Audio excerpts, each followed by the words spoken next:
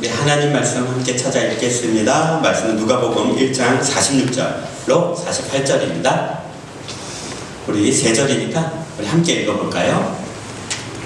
시작. 마리아가 이르되 내 영혼이 주를 찬양하며 내 마음이 하나님 내 구주를 기뻐하였음은 그의 여종의 비천함을 돌보셨습니다. 보라 이제 후로는 만세에 복이 있다 일거를이로다.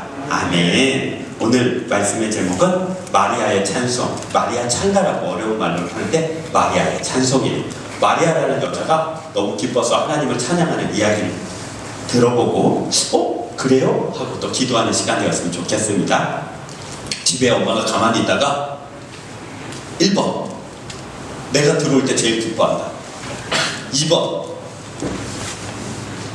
배달의 민족이 시킨 음식이 올 때 제일 기뻐한다. 3번 택배를 가장 기뻐한다. 1번 2번 3번 엄마의 기쁨은 택배에 있죠. 맞아요. 어떻게 그죠? 엄마가 가만히 이렇게 표정을 보면 배달의 민족이나 요기요에서 음식 시켜가지고 왔을 때 좀 달라요.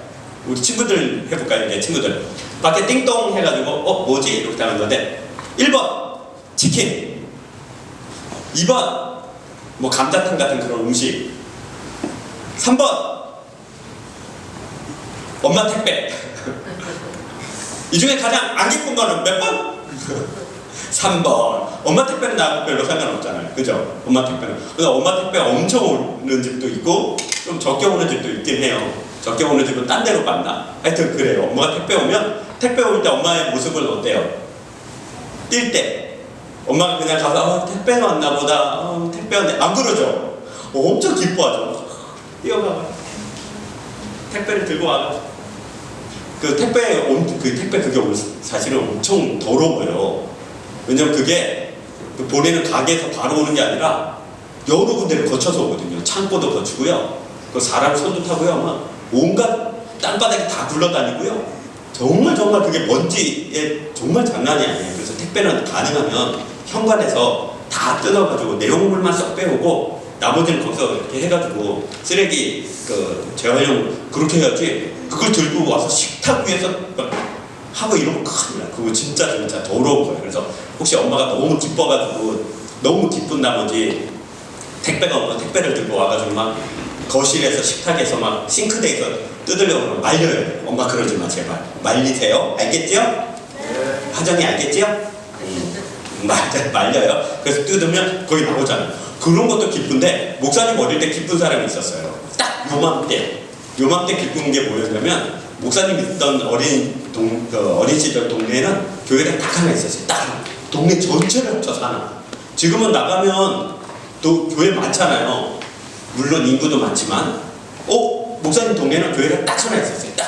딱 하나 있었는데 12월 달이 되면 이 교회에서 라면을 사가지고 봉지에 라면 5개 뭐 10개 이렇게 담아서 이렇게 동네를 돌아다니면서 주는 거예요. 라면을 12월 달 딱 요쯤 되면 그거 한두 번 받고 나니까 12월 달이 되면 기다리는 거예요. 교회에서 라면을 돌리겠지? 그럼 마을 가구 수가 많지는 않아요. 우리 동네는. 그래도 그거 라면을 다 돌리려면 꽤나 시간도 걸리고 꽤나 사람들이 많이 고생할 텐데 그래도 거기 목사님하고 또 몇 분이 해가지고 차를 타고 다니면서 교회 차를 타고 다니면서 라면을 가는데 밖에서 띵동 그러면 나가야 돼요.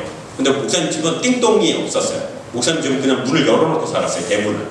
이렇게 조그마한 뜰이 하나 있고 그리고 바로 대문이 있었는데 대문을 닫을 필요가 없었어요. 도둑이 와도 별로 가져갈 것도 없고 그래서 뭐 그런 거 걱정 안 하고 살았거든요. 문을 잠궈본 적이 없었어요.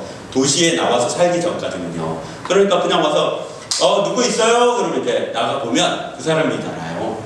그런데 하루는 중학교 1학년 때로 기억나요.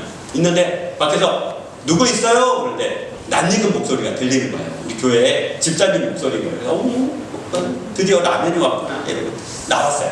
동네 사람들 다 주는 라면이니까 검정 봉다리에 라면 5개가 들어있는데 또 봉다리에 이렇게 봉지를 하나 주는 거예요. 그래서 집사님 이건 뭐예요? 그랬더니 집사님이 옆으로 오더니 야 요거 가서 먹어봐. 이거 집에서 한 거야. 이렇게 딱 열었더니 안에 호박죽이 들어있는 거야.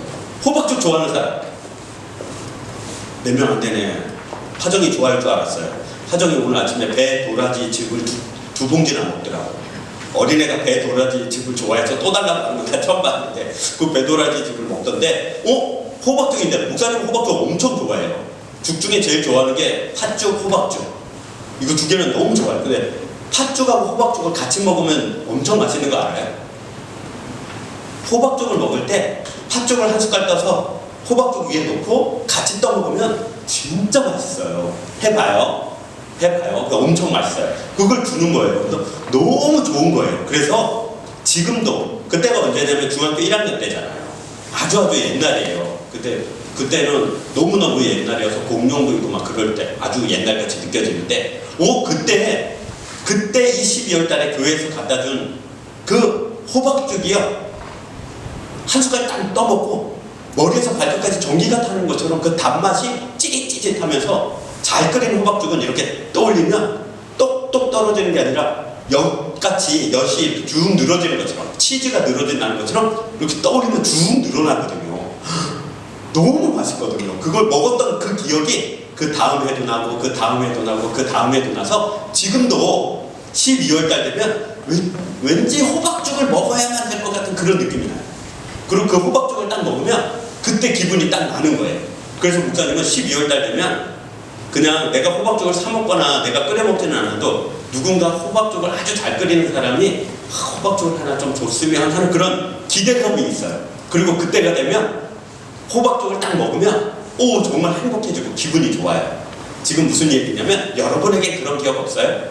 혹시 작년이나 재작년이나 여러분 지금보다 더 어릴 때 뭐 했던 기억 때문에 딱 그 시기가 되면 됐다 기분 좋고 됐다 기억나고 다시 해보고 싶은 거 없어요? 그런 거 이제는 하나씩 만들어가야 될 나이긴 한데 여름에는 뭐, 가을에는 뭐, 봄에는 뭐 이런 게 엄청 많아요. 그래서 목사님은 엄청 많은데 봄에는 달래 알아요? 달래를 된장에 넣고 끓이면 달래 된장국 엄청 맛있어요. 향기가 엄청 맛있고요.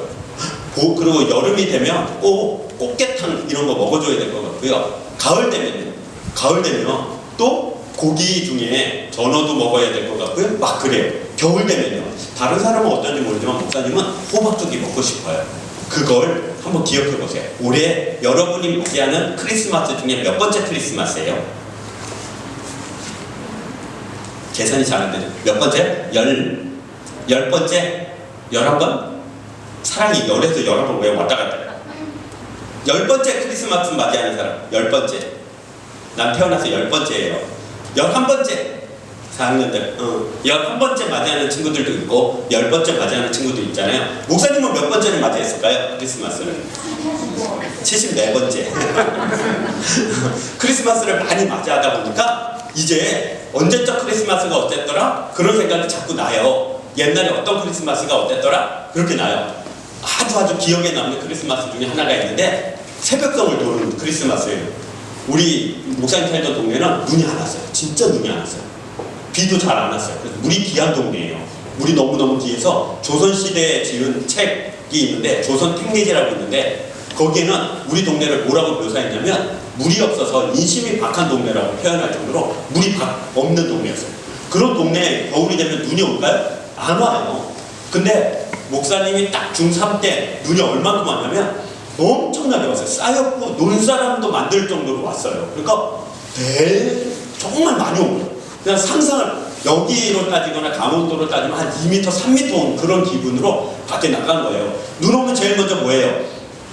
그렇죠. 눈사람을 만들어야죠. 눈사람을 잘 만드는데 크게 만들어야 돼요. 왜요? 눈사람 다 만들고 나면 뭐 하니까요? 눈싸움을 해야 되거든요. 눈사람을 만들고 눈사람 뒤에 숨어서 눈을 던져야 되거든요. 그러니까 이 눈사람은요 크고 단단하게 잘 만들어야 잘 숨어서 싸울 수가 있어요. 그리고 눈을 이렇게 뭉치잖아요. 눈을 뭉치는데 목사님 어릴 때는 장갑이 지금 우리 친구들처럼 그 스키 장갑 그런 거 없었어요. 장갑 해봐야 그냥 털로 짠 거, 벙어리 장갑 그런 거 있었는데 어른들 작업할 때 쓰는 장갑이 좋아요. 그 장갑을 딱 쓰고요. 이렇게 눈을 뭉쳐서 던지는데 눈만 뭉쳐서 던지면 잘 안 날아가요.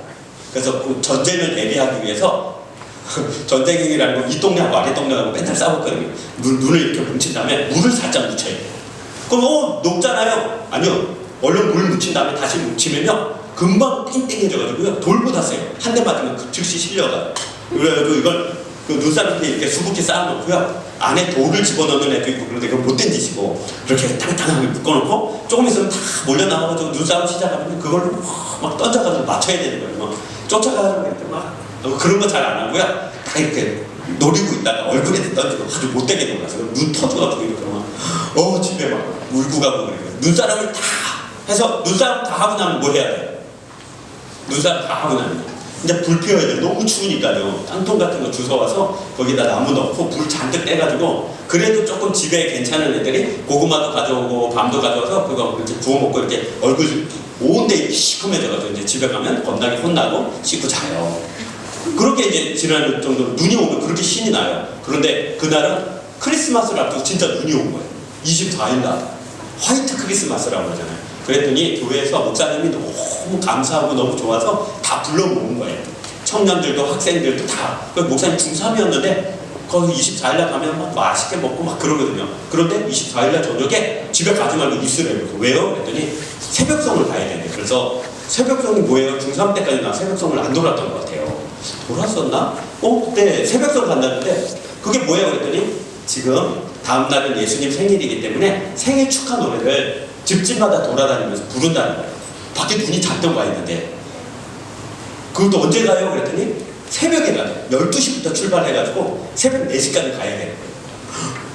얼마나 재밌겠어요. 집에 안 가는데 얼마나 재밌겠어요. 밤새 노는데. 그래서 저녁에 모여가지고 밥 해먹고 막 놀다가 11시까지 또 노래 연습도 하고 그러다 이제 가자 그러면 시골에는 차 타고 다니는 게 아니라 걸어 다녀요.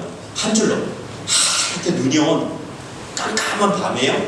어른들이 이렇게 한 줄로 쭉 가는데 맨 앞에 있는 사람은 청사초롱이라고 있는데 그걸 이렇게 대나무 끝에 한지를 둘러싸가지고 안에 촛불을 넣은 게 있어요. 이러고 가요. 그러면 어느 집으로 갈까요? 교회 다니는 사람 집으로 가겠죠? 근데 교회 다니는 사람 집이라고 다 갈까요? 아니에요. 와달라고 하는 사람이 있어요. 그럼 와달라고 하는 사람은 어떻게 할까요? 목사님 집에 전화해서 목사님 우리 집에 새벽성 와주세요. 시골은 안 그래요. 시골은 안 그러고 집 앞에다가 등을 달아요. 이렇게 촛불을 켜고 겉을 한지나 헝겊으로 하얀 헝겊으로 둘러쓴 다음에 거기다가 붓글씨로 축 성탄이나 한자로 성탄이라고 적어놓고 문 앞에 걸어놓으면 동네에서 이렇게 보면 다 보여요. 불빛이 아예 없는 동네라 처막 끝에나 아니면 문 앞에 이렇게 그 초롱을 다는 집은 다 보여요. 그래서 등을 내놓은 집들. 그게 성경 말씀의 그대로인데 열처녀가 등을 들고 나가서 예수님 오시는 길을 밝혔다는 것 때문에 시골을 따라가는 거예요. 쭉 따라가면서 거기 가요. 가면서 그냥 가는 게 아니라 노래를 불러요. 노래를 부르면서 가고 또 그 집에 가면 그 집이 준비가 돼 있어요. 온 식구들이 다 문 앞에 나와요. 그러면 이제 노래를 부르면 눈도 오고 그리고 하얀 그 밤에 그렇게 노래를 불러요. 서로 화답하면서 함께 부른 다음에 그러면 큰 보자기에다가 큰 바구니에다가 과자를 엄청 넣어요. 그 당시는 대단했던 초코파이나 이런 것들을 잔뜩 넣어가지고요. 맛동산 같은 거 잔뜩 넣고요. 새우깡 같은 거 잔뜩 넣어서 한 집을 줘요. 그럼 맨 앞에 있는 청년 형이 딱 들어요. 그러면서 한 집 돌아다니면 똑같이 그렇게 돌아다녀요. 맨 마지막에는 꼭 그 가는 김명선 장로님 댁이라는 곳이 있었는데 그 장로님 댁에 가면 장로님이 거기다 떡국을 끓여놔요. 하얗게 큰 솥에다가 소고기를 넣고 떡국을 소뼈 우린물에다 잔뜩 끓여요. 엄청나게 끓여요. 그러면 새벽 3시가 넘고 4시가 되니까 거기 대청마루에 그 추운데 앉아요. 사람이 많으니까 어른들만 방에 들어가고 우리 대청마루에 이렇게 딱 앉으면 그냥 마당에 있는 그 마루예요. 이런 데, 딱 요런 데요. 여기는 마당이고 그럼 거기 앉아서 막 떨고 있으면 그 뜨거운 그 떡국을 스테인리스 그릇이라고 있어요. 쇠 그릇 같은데 이렇게 내줘요. 그러면 그 막 너무 뜨거워서 손으로 잡을 수도 없는 걸 어른들이 이렇게 딱 내주면 그걸 막 떠먹는 거예요. 그럼 속이 더워지면서 막 열기가 나는 거예요. 그럼 이제 교회 와서 아침에 예배 드릴 때 푹 자고 왜냐면 밤샘 했기 때문에 예배 드릴 때 팍 쓰러져요. 막 그러고 나서 성탄을 보내는 거예요. 그렇게 기억이 있다 보니까 그 다음에 고등학생이 돼서 이제 도시에 가가지고 목사님이 성탄을 맞았는데 도시의 성탄은 너무 다른 거예요. 교회 왔더니 예배 한번 드리고 집에 가세요 뭐 이러고요. 새벽성 자체가 없어요. 새벽성 하면 동네 주민들한테 엄청나게 원성을 듣고 쫓겨나요. 그래서 뭐지? 그래서 여기는 밤새 이렇게 안 노네? 너무 아쉽고 너무 서운한 거예요. 그 다음 해가 됐는데도 성탄이 조금씩 다르게 지켜졌지만, 목사님한테는 성탄 그러면 중학교 3학년 때 눈이 많이 왔던 그 동네에서 앞에 등을 들고 다니면서 가서 기쁘다 구주 오셨네도 부르고요, 금방 불렀던 저들밖에도 부르고요, 그런 거 부른 다음에 과자도 엄청나게 얻고 또 떡국도 먹고, 그리고 밤새 와가지고 예배 함께 드렸던 그 성탄이 이렇게 기억이 나요. 사람은 그래서 어려운 말로 이런 말을 해요. 기억으로 사는 존재라는 말을 해요. 왜냐하면 사람은 새로운 일이 생기기 전까지는요, 이전에 있었던 일을 기억하면서 그 일을 생각하면서 살도록 이상하게 사람이 만들어져 있어서 그래요. 그래서 오늘 첫 성탄을 보면서 그 첫 성탄이 어땠는가를 잘 먼저 기억하고, 그 잘 기억한 걸로 올해 내가 어떻게 성탄을 보내야겠다를 잘 생각을 해야 돼요. 목사님한테 있는 성탄이, 기억으로 있는 성탄이 그렇게 있다고. 그런 성탄도 있고 이런 성탄도 있지만, 하나님이 내게 참 예쁘게 아름답게 주신 성탄이 있어요. 그렇다면 이제 첫 번째 성탄 때 어떤 일이 기억으로 사람들한테 남냐면 이렇게 남아요. 한 여자가 있었어요. 나이는 15살. 중학생이죠. 15살. 13살에서 15살이거든요. 좀 중학생 같아요. 중학생인데 그 당시에는 결혼을 엄청 빨리 했어요. 16살부터 18살 사이에 결혼을 하지 못하면 큰일 나는 그런 시대였어요. 그러니 12살 때, 13살 때부터 정혼이라는 걸 해요. 정혼은 결혼을 약속했다라는 말이에요. 예를 들어 우리 교회 빈당교회 중등부의 한 꼬마 여자애가 다른 멀리 떨어진 마을에 한 꼬마 남자애랑 결혼하는 미리 약속을 하는 거예요. 미리. 그리고 나서 3년간을 기다려요. 결혼하기로 약속하고. 그리고 16살이 되어지면 드디어 청혼이라는 걸 해야 돼요. 반드시 남자가 말을 타고 오거나 남자가 걸어와서 결혼 지참금이라는 게 있어요. 제가 당신의 집에 딸과 결혼을 하고 싶습니다. 딸이 갑자기 떠나면 얼마나 서운하시겠습니까? 그래서 이렇게 결혼 지참금과 선물을 가져왔습니다. 그게 청혼이. 그리고 드리고 청혼을 받아들여요. 그러냐? 보자. 그래, 청혼을 받아들일게. 그러면 자기가 끌고 온 말이나 낙이나 거기에다가 신부를 태워요. 그리고 자기는 끌고 가는 거예요. 끌고 가면서 자기 마을로 가면서 내가 이 여자와 또 이 여자는 이 남자와 결혼을 합니다를 온 마을 사람을 다 보여주는 거예요. 저 두 사람은 부부가 되는구나. 그걸 보여주는 거예요. 그리고 나서 드디어 결혼식이라는 걸 하고 끝나는 거예요. 결혼식이. 그런데 이 아이는 이제 15살이 안 됐을 거예요. 15살이 안 됐는데 그냥 조금 있으면 몇 년 뒤면 결혼을 하겠지 라고 생각하면서 신부 수업이라고 들어봤어요? 신랑 수업은 없지만 신부 수업이라는 게 있어요. 신부 수업은 뭐냐면 신부가 되기 위해서 미리 연습도 하고 공부도 하는 거예요. 신부가 되려면 무슨 연습을 해야 될까요? 요즘은 안 그렇지만 요즘은 신부가 되기 위해서는 그 배달의 민족이나 요기요 번호만 알면 되겠지만 옛날에는 안 그랬어요. 옛날에는 밥을 할 줄 알아야 됐어요. 그래서 밥도 하고요, 찌개도 하고요, 빨래도 하고요, 집안일 하는, 바느질 하는 것 같은 걸 배우는 걸 신부 수업이라고.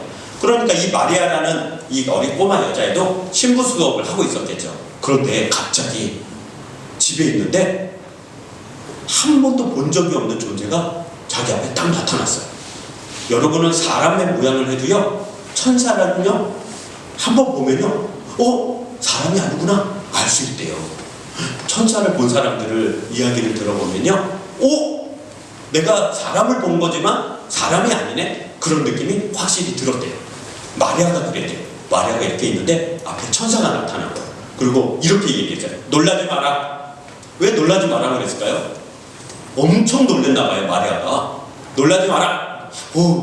네, 나는 하나님이 너에게 기쁜 소식을 전해주라고 해서 찾아온 가브리엘이라는 천사다. 천사도 이름이 있어요. 그 이름의 뜻대로 일을 하거든요. 그 가브리엘은 기쁜 소식을 전하는 자라는 뜻이 있어요. 기쁜 소식을 전하러 왔다. 자기 이름대로. 나 기쁜 소식 전하러 왔어. 그랬더니 마리아가 깜짝 놀라서, 네, 기쁜 소식이요? 저에게요? 하나님이요? 어떤 소식이에요? 기쁜 소식이라면 뭐예요? 여러분에게 기쁜 소식은 학교가 없어졌어요. 학원이 없어졌어요. 그런 것도 기쁜 소식이고, 엄마가 갑자기 착해졌어요. 엄청 기쁜 소식이죠. 갑자기 누나가 착해졌어요. 언니가 착해졌어요. 엄청 기쁜 소식이죠. 더 기쁜 소식은 뭐예요? 나 빼고 우리 집에 아들, 딸 다 사라졌어요. 그럼 엄청 기쁜 소식이죠. 아니에요? 있어야 돼. 아무튼 엄청 기쁜 소식에서 요즘에 우리 초등학생한테 가장 기쁜 소식은 그거라면서요. 내일 엄마가, 내일 아빠가 아이폰 사준다는 거. 엄청 기쁜 소식이라면서요. 요즘 그러대요. 아이폰 미니 엄청 비싸던데 그거 사달라는 게 기쁜 소식인데, 그런 소식을 전하는 게 아니라 마리아한테 이렇게 얘기했죠. 천사가, 하나님이 너에게 기쁜 소식을 전해주래. 너 이제 임신할 거야. 아이 가질 거야. 그러니까 마리아가 피식 웃어요. 아이고 뭐야, 농담하셔. 천사가, 야야 농담 아니야? 진짜야? 아니 저 결혼 안 했어요. 어떻게 결혼도 안 했는데 아이를 가질 수 있어요? 그랬더니, 야 저기 네 친척 중에 엘리사벳이라는 여자 알지? 알지요? 거기 나이가 어떻게 돼? 거기 성경에 나이를 몇 살이라고는 안 나와 있지만 나이 많아 그럴 때는 적어도 50대 이상이고 60이 넘었을 거예요. 60에 가까운 사람은 아이를 갖지를 못해요. 나이가 많아서요. 목사님이 74세니까 아이를 갖지를 못해요. 나이가 많아서요. 100세 넘은 사람은 당연히 아이를 갖지를 못해요. 엘리사벳이라는 여자는 나이가 하도 많아서 아이를 가질 수가 없어요. 엘리사벳 알지? 마리아가 얘기해. 알지요? 잘 알지요? 그 여자가 임신했잖아. 말도 안 돼요. 아무도 모르던데요? 엘리사벳이 임신한 사실은 엘리사벳만 알고 있었어요. 왜냐면 나이가 너무 많이 들었는데 아이를 가질 수 없는데 아이가 생기자 깜짝 놀라서 5달을 숨을 지르고 있었거든요. 그래서 마리아가 말도 안 돼요 그랬더니, 아니야 임신했어. 엘리사벳이 아이를 가질 수 없는데도 임신했다면 너도 임신할 수 있지? 그러니까 가만히 생각해보니까 그렇거든요. 네, 저도 아이를 가질 수 있겠네요. 하나님이 저에게 아이를 주시면 아이를 갖지요. 그렇지? 너 한번 가봐 하고 천사가 떠나가. 마리아가 깜짝 놀라서 일어나가지고 산골로 뛰어갔어요. 산속 깊은데 엘리사벳이 숨어 있었거든요. 거기 엘리사벳의 집이 있었어요. 막 뛰어가가지고 엘리사벳한테 물어보려고, 진짜 임신했냐고. 그래야 자기가 임신하는 줄 알니까 문을 발칵 열고 엘리사벳! 이러고 들어갔더니 엘리사벳이 벌떡 일어나서 마리아에게 아무 말도 듣지 않았는데 이 말부터 하는 거예요. 마리아한테, 야, 네 뱃속에 있는 아이가 복되다. 마리아는 지금 천사한테 네가 임신할 거야 그 소리만 듣고 지금 산골에 열심히 뛰어와서 문 열고 들어왔는데 벌써 임신을 한 거예요. 엘리사벳만 그걸 아는 거예요. 마리아는 몰랐는데. 네 뱃속에 있는 아이가 복돼. 그리고 너도 여자 중에 참 복되다. 하나님이 너를 이 세상에 예수님을 보내는 방법으로, 통로로 쓰셨네. 참 감사하네. 깜짝 놀란 거예요. 마리아는. 제가 나이가 있다고요? 당신은요? 그랬더니 봐봐, 엘리사벳이 자기 배를 보여주면서 아이가 엄마 뱃속에 있을 때 기분 좋고 기쁘고 흥분하면 발로 차요. 발로 차면 여기가 뱃속에서 북치는 것처럼 울린대. 오늘 집에 가서 물어봐요. 엄마, 나도 엄마 뱃속에 있을 때 엄마 배 발로 많이 찼어? 그러면 엄마가 그럴 거야. 엄청 찼어. 엄청 피자 오면 차고 치킨 오면 차고 엄청 찼어. 그렇게 얘기할 거예요. 엘리사벳의 뱃속에 있었던 아이, 나중에 태어나는 요한인데 그 요한이라는 아이가 뱃속에서 그 배를 막 차면서 너무 기뻤던 거예요. 왜요?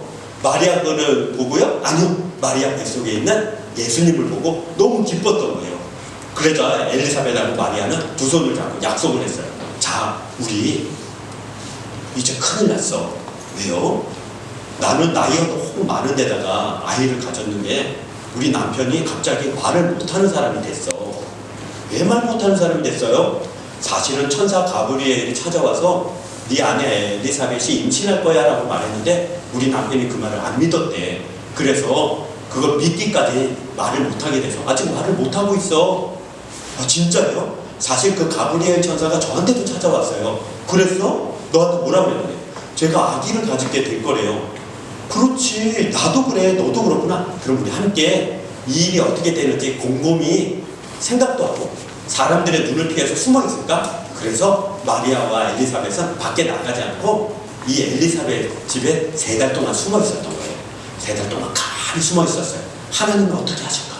하나님이 우리 두 사람이 아이를 가진 걸 사람들이 오해하지 않고 사람들이 우리를 나쁜 짓을 하지 않도록 지켜주실까? 걱정하고 있었어요. 왜냐면 이스라엘 법에는 결혼하지 않은 한 여자가 임신을 하면 돌로 쳐 죽이게 돼 있어요. 끔찍하게 죽게 돼 있어요. 마리아가 요셉이라는 남자하고 정혼을 했어요. 결혼하기로 약속은 했지만 아직 청혼도 받지 않았어요. 그리고 아직 결혼식을 올리지 않았다고요. 그런데 임신을 했으니까 사람들에게 아무리 천사가 나에게 찾아와서 임신할 거라고 해서 임신한 거예요. 그러면 사람들 그랬구나 안 믿어줘요. 그래서 3달을 곰곰이 생각하면서 숨어 있었어요. 아무도 만나지 않고 아무에게도 말하지 않고. 그런데 3달 만에 이 사가랴의 집에 엘리사벳의 집에 사람이 찾아온 거예요. 띵동. 1번 택배다. 2번 요기요다. 배달의 민족이다. 4번 요셉이다. 몇 번? 맞아요. 요셉이 찾아온 거예요. 얼마나 놀랬겠어요.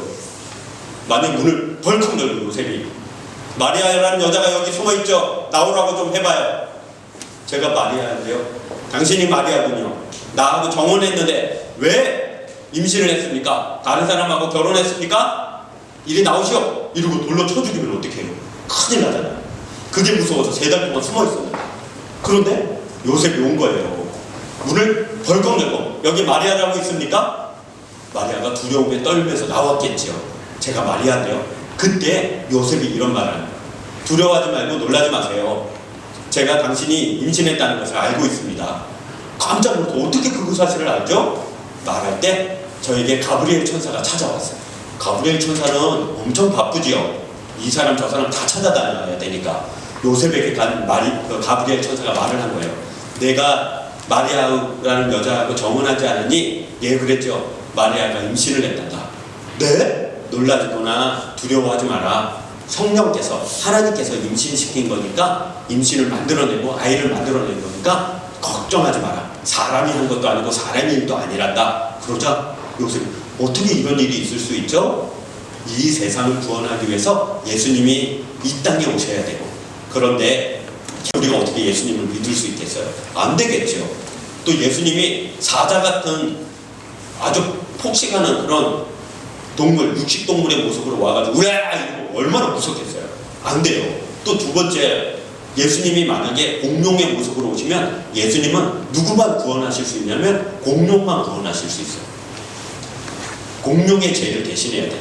만약 예수님이 개미의 모습으로 오시면요 개미의 죄만 감당할 수 있어요. 그러나 예수님은 사람들의 죄를 대신 지시고 사람을 구원하시기 오셔야 하기 때문에 사람의 몸을 가지고 오셔야 돼요. 사람의 몸을 가지고 오시려면 한 가지 방법밖에 없어요. 공룡도 아니고 개미도 아니고 사자도 아닌 사람 여자의 몸을 통해서 와야 되는 거예요.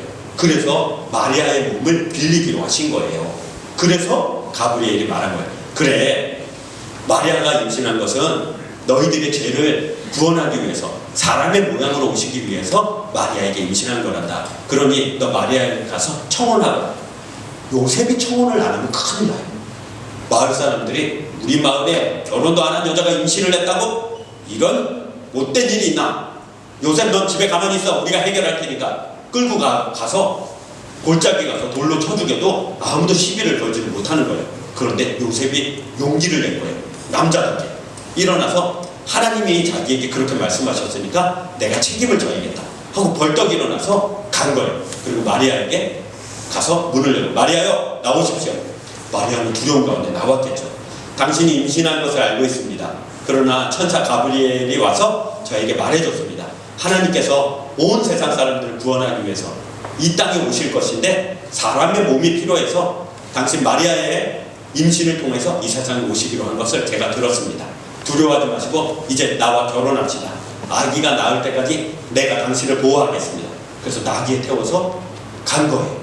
나귀에 태워서 가다가 왕이 내린 명령을 따라서 고향으로 돌아가야 되니까 이 요셉이 살던 갈릴리 땅으로 가지 않고 저기 베들레헴이라는 땅으로 가게 된 거예요. 그래서 베들레헴으로 가서 이 아이를 낳기 위해서 그러는데 9달 10일이 지나면 아이가 나오기 시작하거든요. 늦게 나오면 뭐 9달 20일도 되고 그래서 10달을 다 채우면 늦게 되고 그러는 이 긴 여행 동안 이제 예수님이 마리아의 몸을 통해서 이 땅에 오신 거예요. 우리가 여기서 기억해야 될 것은 바로 이거예요. 한 절을 읽어볼게요. 46절이요. 46절 함께 읽을게요. 46절 한 번만 보여주세요. 자막. 목사님 읽어볼게요. 46절. 마리아가 이르되 내 영혼이 주를 찬양하며. 이 노래를 부르는 건 자기가 임신했을 때, 즉 예수님이 나를 통해서 세상에 오시기 위해서 내 뱃속에 아이의 모습으로 오셨을 때 찬양하는 거예요. 첫 번째 절이 마리아가 이르되 내 영혼이 주를 찬양하며. 이 말은 이거예요. 여기를 자세히 읽어보면 이렇게 돼 있어요. 이 마음을 스스로 진정시키려고 했나 봐요. 놀란 마음, 두려운 마음을 진정시키고 내 영혼을 찾았어요. 내 영혼아 주를 찬양해보자. 47절에 내 마음이 하나님 내 구주를 기뻐하였으며. 하나님의 이름을 부르는데 특별히 구주라는 말을 써요.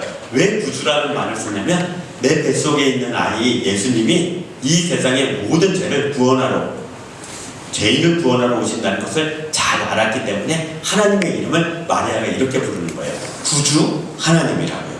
구주 하나님. 그러면 우리는 마리아가 만난 하나님, 지금 마리아가 만나고 싶어하는 하나님이 어떤 하나님인지를 알 것 같아요. 구주 하나님이에요. 처녀의 몸으로, 결혼하지 않은 몸으로 아이를 가진 바람에 마을 사람들이 저 여자를 죽여라! 이래도 방법이 없는데 그 어려움과 그 위기에서 구원을 받고 싶은 이 마리아는 구주 하나님을 찾았던 거예요. 만약에 3달이 지나도 5달이 지나도 10달이 지나도 요셉이 자기한테 와서 청혼하지 않으면 자기는 남편 없이 애를 낳는 여자는 또 율법에 따라서 죽거든요. 이 위기 속에서 기다릴 수 있는 건 딱 하나예요. 요셉이 와서 청혼하는 거. 그걸 기다리다 보니까 하나님 나 이 위기 속에서 건져주세요. 건져주시는 하나님이시잖아요. 그게 바로 구주 하나님이에요. 마리아가 부른 하나님은 바로 구주 하나님이에요. 나를 구원하시는 하나님. 그렇다면 이제 우리 친구들은 어떤 하나님 만나기를 늘 원해요? 목사님은 나를 도와주는 하나님 만나기를 늘 원해요. 목사님 어릴 때는 공부 잘하게 해주시는, 지혜를 주시는 하나님 만나기를 간절히 원하고 기도를 많이 했어요. 또 목사님 아플 때, 어릴 때 아프거나 그러면 또 하나님께 어떻게 기도했냐면 나를 치료하시는 하나님한테 기도했어요. 나를 치료하시는 하나님, 나를 구원해 주세요. 나를 구원해 주세요. 라고 기도를 했어요. 또 목사님이 나중에 사회 이렇게 학교 졸업하고 직장 생활을 시작하면서는 어떤 기도를 많이 했냐면 다른 사람들과 잘 지내게 해달라고 그런 기도를 많이 했어요.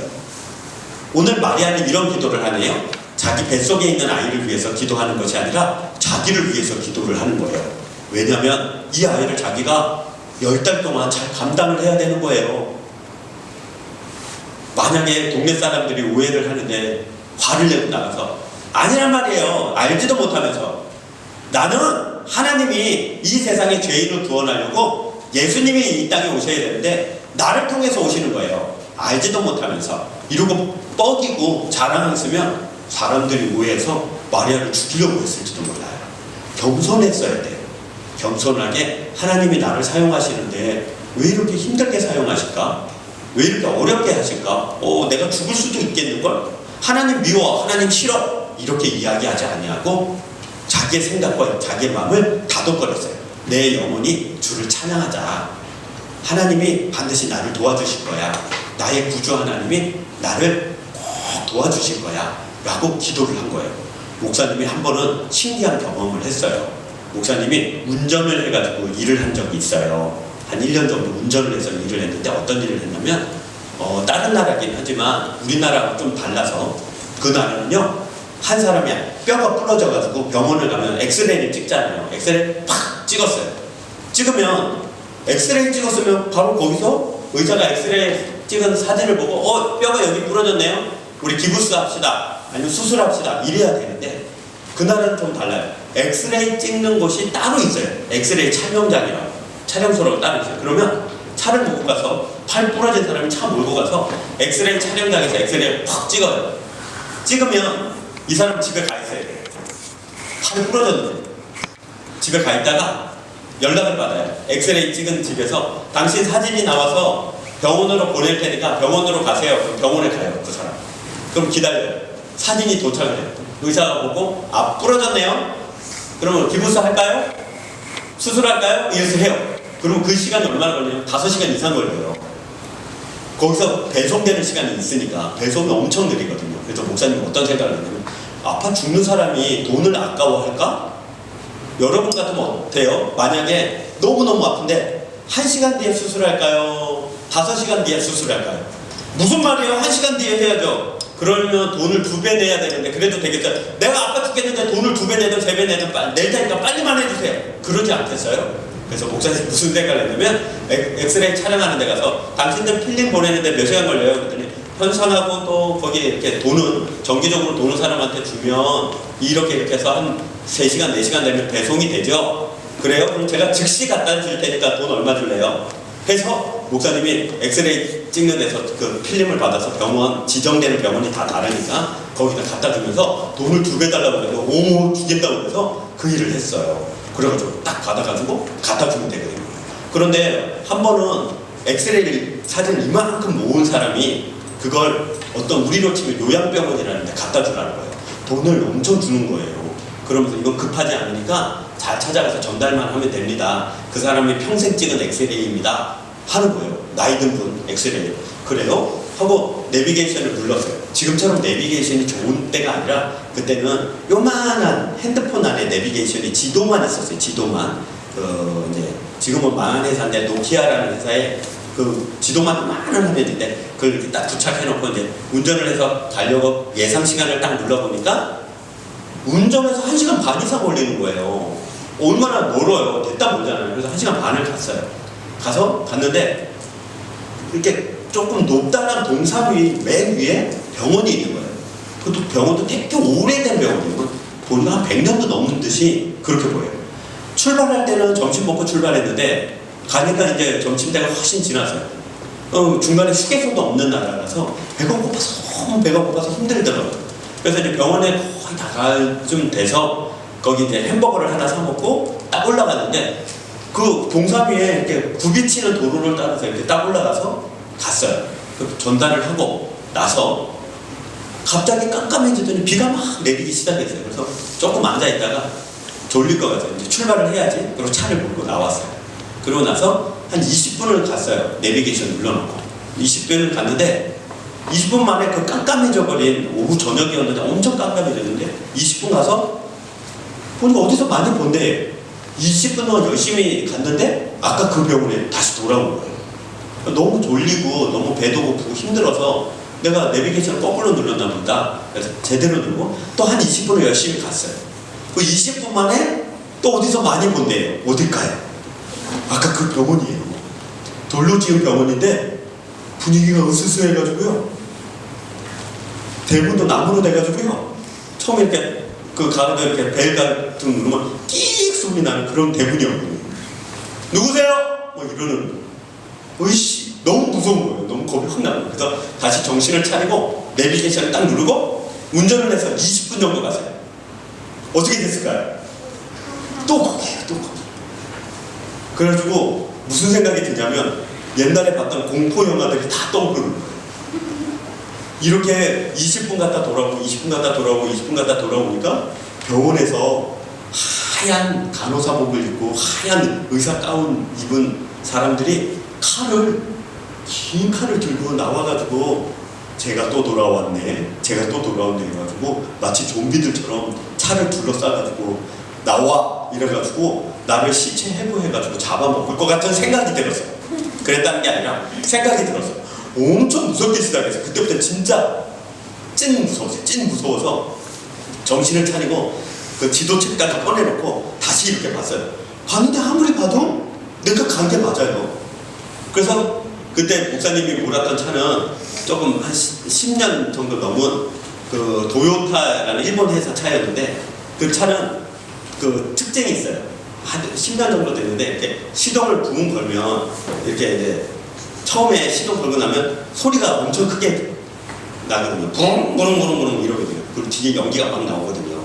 그래가지고 다시 이제 정신을 가다듬고 돌려서 부릉 눌렀는데 차 뒤에서 연기가 엄청 나오는 거예요. 더 불안해졌어요. 차가 고장나는 거 아닌가? 고장나면 큰일 나잖아요. 할 수 없이 이 병원에서 하룻밤 재워달라고 그러고 그리고 막 사람을 불러야 되는데 엄청 무섭잖아요. 그리고 주유소가 잘 없는 나라여서 기름이 떨어지면 끝장이에요. 정말 끝장이에요. 너무 겁이 나서 안 되겠다는 거죠. 정신을 차리고 구릉 걸고 다시 출발을 했어요. 출발을 하면서 이제 기도를 시작한 거예요. 3번 그럴 동안 한 번도 기도를 안 했는데 이제 4번째는 기도를 한 거예요. 하나님, 나 여기서 죽을 것 같아요. 무서워서 죽을 것 같고요. 정신없어서 죽을 것 같고요. 혹시 내가 저 병원에 들어가서 저 할아버지들하고 하루 자면요, 나는 그냥 죽을 것 같아요. 뭐 이렇게 기도를 하면서 쭉 갔는데, 병원에서 출발해가지고 이렇게 돌아가지고 나오는데 분명히 내비게이션에 뭐라고 되어 있냐면 직진으로 이렇게 돼 있어요. 근데 직진하는 데서 3번 동안 갈 동안 한 번도 보지 못한 옆에 새길이 하나 있는 거예요. 직진하다가 왼편으로 하나 살짝 빠지는 길이 있어요.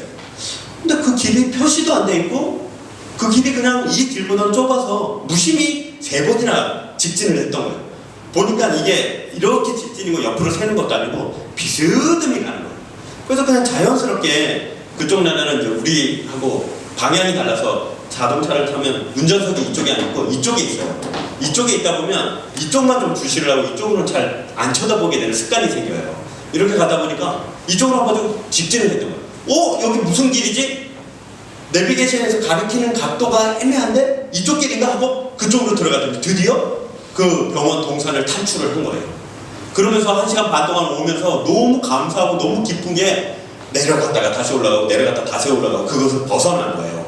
그러면서 기도를 하면서 하나님이 나에게 운전할 때도 도와주시는구나 라고 경험을 하게 된 거예요. 그러면서 지혜를 주시는 하나님, 아플 때 기도하면 병을 낫게 하시는 하나님, 그렇게만 알았는데 아니구나. 모든 일, 심지어 음식 만들 때, 심지어 운전할 때, 심지어 다른 사람하고 이야기할 때도 하나님 나를 도와주세요 그러면 아무리 작은 일도, 아무리 내가 생각했던 이런 일도 도와주실까 하는 일도 하나님이 도와주세요. 오늘 우리 마리아가 이렇게 기도를 했잖아요. 내 영혼아 주를 찬양해보자. 왜요? 나를 도와주시는 구주 하나님이 나를 도와주실 거야. 구세주 하나님이 나를 도와주실 거야. 그래서 마침내 3달 만에 요셉이 찾아와서 청혼을 한 거예요. 마리아여, 놀라지 말고 두려워하지 마세요. 당신이 하나님이 당신을 사용해서 예수님을 이 땅에 보내려고 아이를 가진 걸 제가 알고 있습니다. 저도 천사를 만났거든요. 그 이야기를 들을 때 마리아의 기분이 어땠을까요? 처음엔 요셉이 문을 두들길 때 큰일 났다. 저 요셉입니다 하라고 말을 할 때 내가 죽을 수도 있겠다 그런 생각이 들었지만 이제 나와 보니까 하나님은 다 우리를 위해서 예비하시고 준비하셨던 거예요. 우리 친구들이 코로나라서 좀 힘들 수도 있지만 아니에요. 하나님은 지금 코로나가 끝난 다음을 준비하고 계세요. 우리가 지금 마스크 쓰고 너무 힘들 수도 있지만 하나님은 지금 일하고 계시는데 어떤 일을 하고 계시냐면 걱정하지 마 얘들아, 너희들한테 이런 부분들이 필요해서 코로나가 왔고 또 이런 견디고 또 참아야 되는 시기가 있지만 내가 너희들이 마스크도 벗고 또 함께 즐겁게 놀고 그래서 빛나교회 우리 초등부에서 수련회도 하고 그런 날을 내가 준비하고 있단다 라고 하나님이 우리에게 오늘 말씀해 주시는 거예요.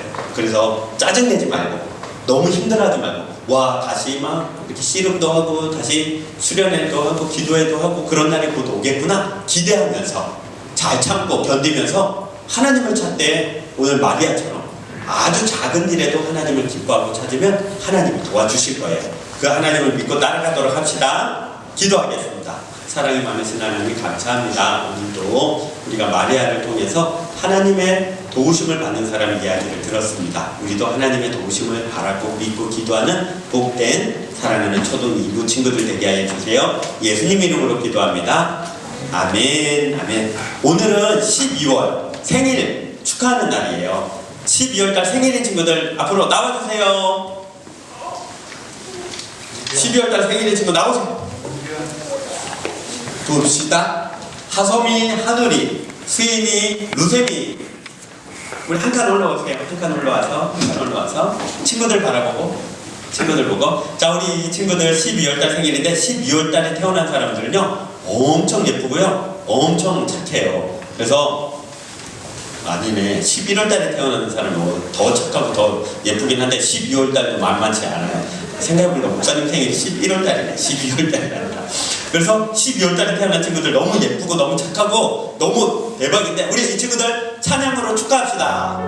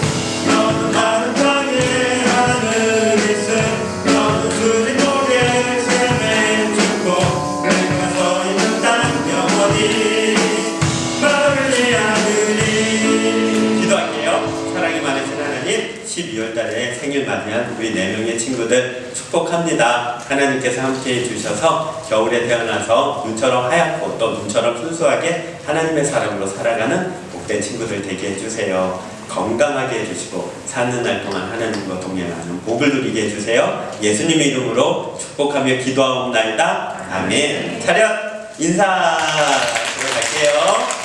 자, 이 시간 우리 찬양하며 준비한 예물 하나님께 드리겠습니다.